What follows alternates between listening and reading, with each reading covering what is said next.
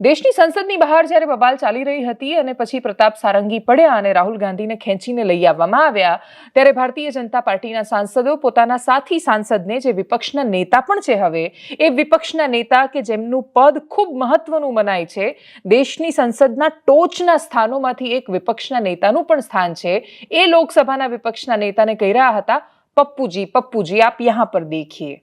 આની પહેલા ઇટલી થી આવેલી સ્ત્રી, કોંગ્રેસની વિધવા, આટલા કરોડની ગર્લફ્રેન્ડ થી માંડીને અનેક એવા શબ્દો છે કે જે ભૂતકાળમાં કોંગ્રેસના નેતાઓ માટે બોલાઈ ચૂક્યા છે. પણ આનું પરિણામ તમે ગણો અથવા આની પ્રતિસ્પર્ધાની અસર ગણો તો તમને થાય કે હવે આ પ્રતિસ્પર્ધા ત્યાં સુધી પહોંચી છે કે વડગામના ધારાસભ્ય જિગ્નેશ મેવાણી એક પત્રકાર પરિષદ કરી રહ્યા હતા અને એ પત્રકાર પરિષદમાં એમણે જે ફેસબુક ઉપર કેપ્શન લખ્યું, એમાં એમણે ગૃહમંત્રી અમિત શાહ દ્વારા બોલાયેલા શબ્દનો વિરોધ એવું લખવાની જગ્યાએ અથવા એમની પાસે માફી મંગાવીને રહીશું એવી એમની જીદ વ્યક્ત કરવાની જગ્યાએ એમણે લખ્યું, અમિત્યા દ્વારા કરવામાં આવેલ અપમાન. આ પ્રકારની ભાષા એવું નથી કે પહેલી વાર કોઈ રાજનેતાએ બીજા રાજનેતા માટે વાપરી છે. મેં આની પહેલા તમને બહુ જ બધા ઉદાહરણ આપી દીધા. એટલે સોનિયા ગાંધી માટે શું બોલાયું કે રાહુલ ગાંધી માટે શું બોલાયું એનો બહુ જ લાંબો ઇતિહાસ છે. પણ એક માટે બોલાયું એ બીજા રાજનેતાને એવો પરવાનો નથી આપી દેતો કે તમે સ્પર્ધામાં ઉતરો, એ પ્રતિસ્પર્ધામાં બની શકે એટલા નીચા લેવલ પર જવાનો પ્રયત્ન કરો. એટલે એ રીતે લખવામાં આવ્યું કે જેમાં દેશના ગૃહમંત્રીની બાકીના પદ કે દેશના ગૃહમંત્રી છે કે બાકીની બધી મર્યાદાઓ બાજુ પર મૂકીએ, પણ એક ઉંમરની મર્યાદા કે આમાન્ય પણ ન જળવાઈ. આમ આદમી પાર્ટીના નેતા ગોપાલ ઇટાલિયા ગુજરાતના ગૃહ રાજ્યમંત્રી હર્ષભાઈ સંઘવી માટે વારંવાર એ પ્રકારની ટિપ્પણી કરતા હોય છે. પણ ગૃહ રાજ્યમંત્રી હર્ષ સંઘવી અને ગોપાલ ઇટાલિયા વચ્ચે એકબીજા પર થતા વાક પ્રહારો કે કરવામાં આવતી ટિપ્પણી કે પછી વારંવાર એમને 8 પાસ કહેવા કે ડ્રગ્સ સંઘવી કહેવા, એમાં મોટા ભાગે તુકારો નથી હોતો. એ તુકારો એ સંદર્ભે નથી હોતો કે જે જોઈને એવું લાગે કે પ્રશ્નો થઈ રહ્યા છે પરંતુ છતાં એ આમન્યા ચૂકાઈ રહી છે. આમન્યા તો ચૂકાય જ છે, ઘણું બધું છે કે એવું બોલાય છે કે જે કદાચ મુદ્દાસર વાત કરવામાં ટાળી શકાયું હોત, પરંતુ છતાંય એ પ્રશ્નો છે એ બાજુ પર નથી જતા રહેતા. અને બીજી દ્રષ્ટિએ જોવા જઈએ તો એવું લાગે કે એ હમ ઉમ્ર છે, એકબીજાની વચ્ચેની ઉંમરનો એટલો મોટો તફાવત નથી કે એના કારણે આપણે એવી અપેક્ષા રાખીએ કે આનાથી પણ વધારે સારી રીતે બોલાઈ શકે. એ દરેક રાજનેતાઓ કોઈ પણ બોલાતા શબ્દો યોગ્ય ન હોવા છતાં પણ ઘણા બધા એની પાછળના કારણો અને તર્ક છે. પણ જિગ્નેશ મેવાણીએ જે કેપ્શનમાં લખ્યું કે અમિત્યા દ્વારા બોલાયેલા શબ્દો, એટલે અમિત્યા જ્યારે બોલી રહ્યા છે ત્યારે શું જિગ્નેશ મેવાણી પોતાનાથી મોટી ઉંમરના બાકીના રાજનેતાઓ માટે પણ આ જ પ્રકારના શબ્દોનો વપરાશ કરતા હશે? શું એ મલ્લિકાર્જુન ખડગેને પણ આ જ ભાષામાં બોલાવી શકે એમ છે? શું એ રાહુલ ગાંધી માટે પણ ક્યારેય આ પ્રકારના શબ્દોનો ઉપયોગ કરી શકે એમ છે? અને જો એ નથી કરી શકે એમ, કેમ કે પોતાની પાર્ટીના નેતા છે, તો સામેની પાર્ટીના નેતા જે એમના વૈચારિક વિરોધી છે, વૈચારિક દુશ્મન પણ હોઈ શકે છે, ખૂબ બધી અસહમતિઓ હોઈ શકે છે, તમે એમની કોઈ વાત સાથે સહમત ન હોઈ શકો, તમે એમને ખરાબમાં ખરાબ માનતા હોઈ શકો, પણ એ ઉંમરની લાજ ને મર્યાદા એ સામાન્ય ગુજરાતીનું પણ એ લક્ષણ છે કે એ આ પ્રકારનો તુકારો પોતાનાથી મોટી ઉંમરના માણસો માટે નથી કરતા, પણ છતાં એ કરવામાં આવ્યો. રાજનીતિમાં આમન્ય હવે ભૂતકાળની વાત થઈ ગઈ છે. આ ભૂતકાળની વાત વચ્ચે એક એવું ભાષણ ને એક એવું વક્તવ્ય યાદ કરાવવું છે કે જે બહુ જ જૂનું નથી. એટલે જવાહરલાલ નહેરુના સમયમાં દેશની સંસદ કેવી હતી અને કેવી અદ્ભુત રીતે રાજનેતાઓ પોતાની અસહમતિ વ્યક્ત કરતા હતા, અલગ અલગ વિચારધારાના માણસો કેવી રીતે દેશની એક સંસદમાં રહીને એક સંસદમાં અલગ અલગ વિચારો ખૂબ બુલંદીથી પોતાનો અવાજ ઉઠાવતા હતા, એકબીજાની વાતનું સન્માન થતું હતું, એ રજૂઆતો તર્કશીલ રહેતી હતી અને અદ્ભુત પાર્લામેન્ટેરિયન આપણને મળ્યા અને એમનો બહુ જ લાંબો ઇતિહાસ રહ્યો. એના પછી આપણી પાસે બહુ જૂના વિડીયોઝ, બહુ જ ઓછા રેર ફૂટેજ અવેલેબલ છે, પણ છતાંય બંધારણ ઘડાઈ રહ્યું હતું ત્યારે શું થયું એના પર સિરીઝ પણ બનેલી છે. અટલ બિહારી વાજપેયીજી એમનું ગઈકાલે 25મી તારીખે સુશાસન દિવસ આખા દેશમાં મનાવવામાં આવ્યો. પણ એ સુશાસન કેમ? અટલ બિહારી વાજપેયી એવા કેવા હતા કે જેના કારણે એમના વિરોધીઓ અથવા રાજનીતિક એમના હરીફો પણ એમને આટલી સરસ રીતે યાદ કરે છે? એનું ઉદાહરણ એમની એક સ્પીચમાં છે. જ્યારે જવાહરલાલ નહેરુનું એ ભીંતચિત્ર હટાવી દેવામાં આવ્યું ત્યારે વાજપેયીજીએ શું કહ્યું હતું? પાર્લામેન્ટમાં એમના દ્વારા અપાયેલી સ્પીચનો એક હિસ્સો છે, મારે તમને સંભળાવવો છે. વર્તમાન એ સમયમાં કે જ્યારે પોતાના પ્રતિસ્પર્ધીને પપ્પુને ફેંકુ સુધીની સ્પર્ધા હતી અને એ બધાની વચ્ચે હવે ખૂબ મોટી ઉંમરના રાજનેતા માટે સાવ તુંકારો ગુજરાતના જ એક ધારાસભ્ય વાપરી રહ્યા છે. તો આ બધાની વચ્ચે અટલ બિહારી વાજપેયીજીનું એ ભાષણ સાંભળીએ જેના પરથી કદાચ કોઈને ધડો લેવો હોય તો લઈ શકે છે. कांग्रेस के मित्र शायद भरोसा नहीं करेंगे, साउथ ब्लॉक में नेहरू जी का एक चित्र लगा रहता था. मैं आते जाते देखता था. नेहरू जी के साथ सदन में नोक झोंक भी हुआ करती थी। मैं नया था, पीछे बैठता था, कभी कभी तो बोलने के लिए मुझे वॉकआउट करना पड़ता था। लेकिन धीरे धीरे मैंने जगह बनाई, मैं आगे बढ़ा, और जब मैं विदेश मंत्री बन गया तो एक दिन मैंने देखा कि गलियारे में टंगा हुआ नेहरू जी का फोटो गायब है। मैंने कहा, ये चित्र कहां गया? कोई उत्तर नहीं दिया। वो चित्र वहां फिर से लगा दिया गया।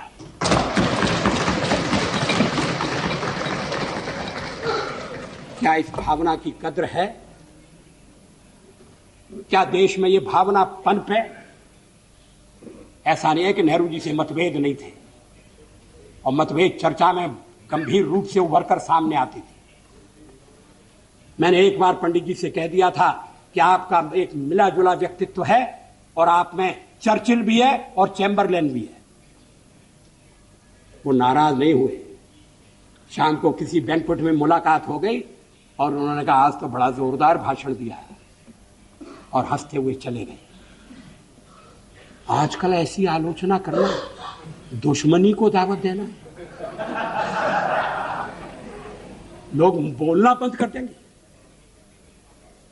क्या एक राष्ट्र के नाते हम मिलकर काम नहीं कर सकते?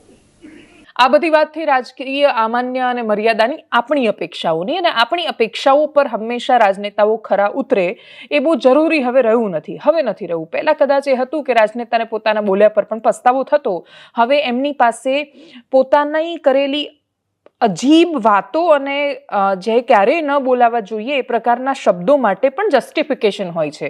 એટલે તમે જો આમાંથી કોઈ પણ રાજનેતાઓને, એટલે ગોપાલ ઇટાલિયા કે જિગ્નેશ મેવાણી કે પછી રાહુલ ગાંધી માટે બોલતા નેતાઓ કે જે તે સમયે અત્યારે જે પ્રધાનમંત્રી છે નરેન્દ્ર મોદીથી માંડીને જેમના માટે અત્યારે બોલાઈ રહ્યું છે અમિત શાહ સુધીના નેતાઓ, કોઈ પણ રાજનેતા એ પોતાના જીવનકાળ દરમિયાન પોતાના રાજકીય ભાષણોમાં એ પ્રકારની વાતો કરી ચૂક્યા છે કે જે આપણને કોઈ પણ સમયે એવું લાગે કે આવું નહોતું બોલાવવું જોઈતું. પણ એમને પૂછો કે તમે આવું બોલ્યા એનો તમને રંજ કે અફસોસ છે, તેમનો જવાબ મોટા ભાગે ના હશે. એમની પાસે જસ્ટિફિકેશન હશે. એ કહેશે કે તો રાજનૈતિક અખાડામાં આવું જ ચાલતું હોય છે, તો એમના માટે રાજકીય અખાડો છે, એ કંઈ પણ કરી શકે એમ છે. પણ જો તમે અસહમત છો તો તમારી અસહમતિ વ્યક્ત કરવી એ જરૂરી બની ગયું છે આજના સમયમાં, કેમ કે ક્યાંય કોઈ આમન્યાત નથી દેખાતી દૂર દૂર સુધી. વાત હવે મૂળ મુદ્દાની કરી કે મુદ્દો શું હતો જેના માટે પત્રકાર પરિષદ કરવામાં આવી. જિગ્નેશ મેવાણી કહી રહ્યા છે બાબા સાહેબ આંબેડકરનું અમિત શાહે અપમાન કર્યું, એના મુદ્દે અમે માફી મંગાવીને રહીશું. એ બધાની વચ્ચે હજી ખોખરામાં વિરોધ પ્રદર્શન થઈ રહ્યું હતું બાબા સાહેબ આંબેડકરની પ્રતિમા તોડવાના માટે, અને પછી બે વ્યક્તિઓને પકડી પણ લેવામાં આવ્યા. જ્યારે અમદાવાદ ક્રાઇમ બ્રાન્ચે પત્રકાર પરિષદ કરી ત્યારે એનું કારણ શું? આપણને પણ એવો વિચાર આવે ને કે કોઈ પણ એવા જનનેતા કે જેનું આ દેશમાં ખૂબ મોટું યોગદાન રહ્યું છે, એમની જીવની તમે વાંચો, એમના ચરિત્ર વિશે જ્યારે જાણો અને સમજો ત્યારે થાય કે આ દેશના દરેક રાજનેતાઓનો સંઘર્ષ એક બાજુ અને બાબા સાહેબ આંબેડકરનો સંઘર્ષ એક બાજુ. કેમ કે જ્યાં સમાજ સ્વીકારવા તૈયાર નથી, જ્યાં દુનિયાનો એક માણસ એવો નથી મળતો કે જે એમને સ્વીકારવા તૈયાર હોય, એ ખૂબ ભણીને આવે છે, બધી જ મર્યાદાઓમાંથી બહાર નીકળીને આવે છે, અને તોય રહેવા ઘર નથી મળતું, પટાવાળો પાણી આપવા તૈયાર નથી થતો. આવી સ્ટ્રગલમાં પણ એ માણસને એવો શું કામ વિચાર આવ્યો કે એમણે મુખ્ય ધારાની રાજનીતિમાં આવીને આ વિષયો પર વાતો કરવી જોઈએ, એમણે એ સમાજ માટે લડવું જોઈએ, અને પછી એ ખૂબ લડ્યા. અને પછી એ માત્ર સમાજ માટે નથી લડ્યા. બાબા સાહેબ કોઈ એક સમાજના નેતા છે જ નહીં. સમાજો કે સમાજના નેતાઓ એમને સીમિત કરતા હોય એ વિષયને વસ્તુ અલગ છે, પણ બાબા સાહેબે આખું જીવન કોઈ એક સમાજ માટે માત્ર કામ નથી કર્યું, પણ હા, દેશની અને સમાજોની રાજનીતિ એમને સીમિત કર્યા એ વાત હકીકત છે. અને જ્યારે કોઈ પણ એક જાતિ કે સમુદાય પોતાનો વિશેષાધિકાર એક વ્યક્તિ માટે બતાવે કે આ અમારા નેતા, ત્યારે ઓટોમેટિક બાકીના બધા લોકો એનાથી અળગા થતા જતા હોય છે. આવું અનેક રાજનેતાઓ સાથે થયું. એટલે સરદાર પટેલથી લઈને બાબા સાહેબ આંબેડકર એ કોઈ એક જાતિનું પ્રતિનિધિત્વ કરતા નેતાઓ ક્યારેય નહોતા. પહેલા એ નહીં ને આજે એ નહીં. પણ એમની પ્રતિમા જ્યારે તોડે કોઈ, ત્યારે પ્રશ્ન સ્વાભાવિક રીતે થાય કે શું વાંધો પડે તમને બાબા સાહેબ આંબેડકરથી? તો એનું કારણ છે એ પણ વધારે ચિંતા કરાવનારું છે. પોલીસ પોતાની પત્રકાર પરિષદમાં કરી છે કે નાળિયા અને ઠાકોર સમાજ વચ્ચે બબાલ ચાલી રહી હતી ખાસા સમયથી, અને એટલે જે લોકો આમ નીકળ્યા સ્કૂટી લઈને એ ઠાકોર સમાજના છોકરાઓને, એમને સાંજ પડે એમ એ પ્રતિમા જોઈને થયું કે નહીં, આ તો બસ આમના નેતા છે ને તો આપણે બતાવી દઈએ. ટૂંકમાં એ ભાવ સાથે જ્યારે કરવામાં આવે, યુવાન છોકરાઓ, ચાલીમાં રહેતા છોકરાઓ જેમની પાસે પોતાનો જીવનના પોતાના સંઘર્ષો છે, એ કદાચ બાબા સાહેબને વાંચીને પોતાના સપના પર કામ કરે તો ક્યાંય સુધી નીકળી શકે એમ છે, પણ એમને વાંચી શકે એટલી સભાનતા સુધી પહોંચ્યા નથી, એટલી એક્સેપ્ટન્સી એમનામાં નથી, એટલો સ્વીકાર ભાવ જ નથી કે આ સમાજના કોઈ વ્યક્તિ છે જે આટલા મહાન પણ હોઈ શકે. અને એ સ્વીકાર ભાવ પણ નથી એટલે એનો બદલો શું લેવાનો? તો કે આપણે તો ભણ્યા નથી પણ બીજા કોઈ કેમ ના ભણી જાય, આપણે બતાવીએ એમના નેતાને. એટલે એ એમના નેતા નથી. આ સામાન્ય વાત બધાએ ભેગા થઈને સામાન્ય લોકો સુધી પહોંચાડવાની જરૂર છે કે તમે જ્યારે બાબા સાહેબનું અપમાન કરી રહ્યા છો ત્યારે તમે આ દેશના એક એવા જનનેતાનું અપમાન કરી રહ્યા છો જેનું આ દેશમાં બહુ જ મોટું ને મહત્વનું યોગદાન રહ્યું છે. માત્ર દલિત માટે નહીં, દરેક શોષિત, વંચિત, સ્ત્રી બધા માટે એમણે કામ કરેલું છે, ખૂબ મોટું કામ કરેલું છે. એટલે અનેક એવા એક્ટ્સ રહ્યા છે કે જેમાં બાબા સાહેબના વિચારો છે એ જો નિગ્લેક્ટ કરવામાં આવ્યા હોત, નકારવામાં આવ્યા હોત તો દેશનું બંધારણ આજે એ સ્વરૂપમાં ન હોત જેને આપણે જોઈ કે વાંચી કે સમજી રહ્યા છીએ. તો બે પત્રકાર પરિષદને સાંભળીએ ખૂબ સંક્ષિપ્તમાં. એકમાં જિગ્નેશ મેવાણી શું કહી રહ્યા છે અને ગૃહમંત્રી અમિત શાહ પાસેથી માફી કેમ મંગાવવા માંગે છે અને ક્યાં સુધી એ લડવા માંગે છે, અને બીજામાં અમદાવાદ ક્રાઇમ બ્રાન્ચના અધિકારીને સાંભળીએ જેમાં એમણે કારણ દર્શાવ્યું છે કે શું કામ એ વ્યક્તિએ બાબા સાહેબની પ્રતિમાને ખંડિત કરવાનો પ્રયત્ન કર્યો. મનુસ્મૃતિની મનુવાદની તાલીમ આરએસએસની શાખામાં આપે અને એમાંથી તૈયાર થયું પેલું અમિત્યો. અને એ અમિત્યાને જે શીખવાડેલું મોહન ભાગવતે કે સુદર્શને આરએસએસની બધી 14 હોય અને એમની રગોમાં મનુવાદનું જે ઝેર ભરેલું એ આ અમિત્યો પાર્લામેન્ટમાં ઓકી ગયો.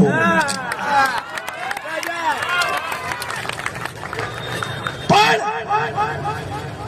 અમિત્યા તું એવું કહેતો હોય બાબા સાહેબ આંબેડકરનું નામ આંબેડકર આંબેડકર આંબેડકર આંબેડકર ફેશન છે, ફેશન નથી, એ અમારા માટે અમારું પેશન છે, પેશન.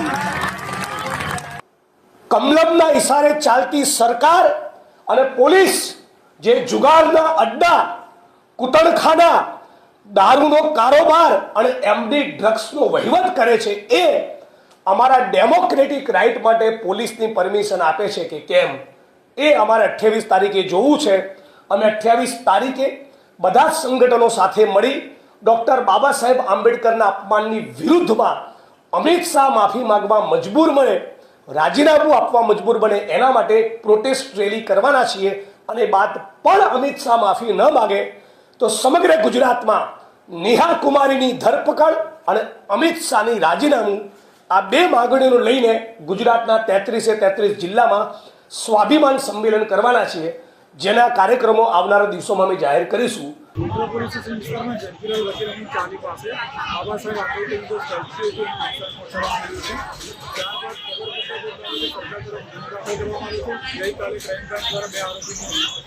આઈડેન્ટિફાઈ કરીને અરેસ્ટ કરવામાં આવેલા હતા.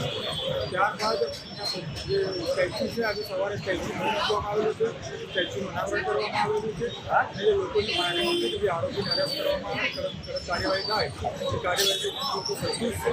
અને જે ધરણા પર બેઠેલા લોકો ઉઠી ગયા છે હાલ બિલકુલ શાંતિનો માહોલ છે. જે લોકો કરવાના આજે બાકી છે એ લોકોને પણ